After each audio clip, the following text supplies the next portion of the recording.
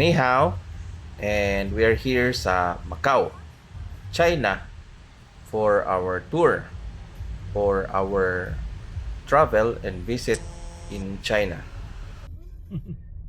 And today, ipapakita natin kung gaano kaganda ang China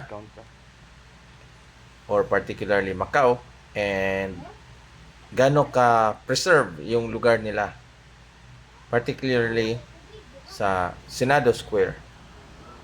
And we will also show you the famous tourist spot, yung St. Paul Ruins.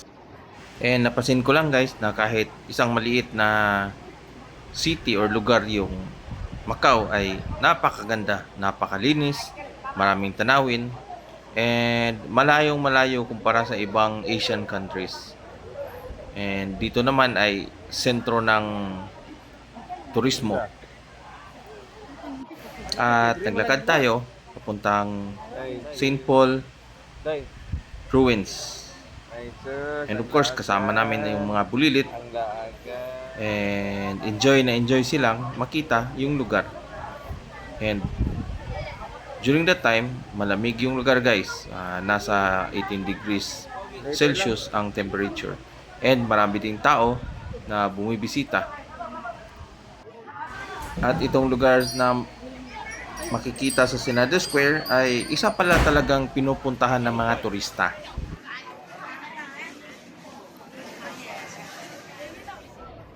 So ayan guys, we're going to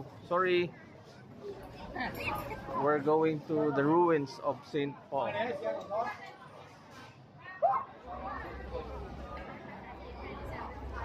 And dito guys ay marami kang makikitang mga shops and mga refreshments na nagtitinda. So hindi ka magugutom. At dahil kami ay nauhaw, ay bumili kami ng milk tea. Milk tea made in Macau. Smile daw. Dance daw. Sige daw, dance daw.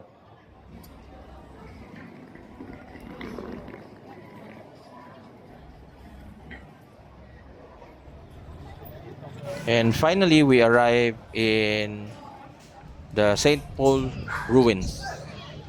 At ang ruins of St. Paul ay matatagpuan sa Macau.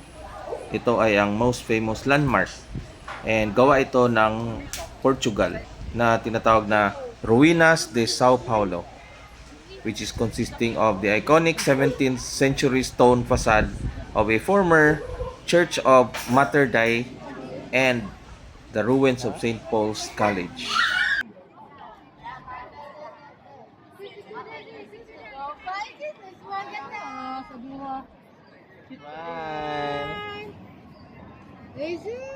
So, if you happen to visit Hong Kong, don't forget to cross by Macau, a very beautiful country.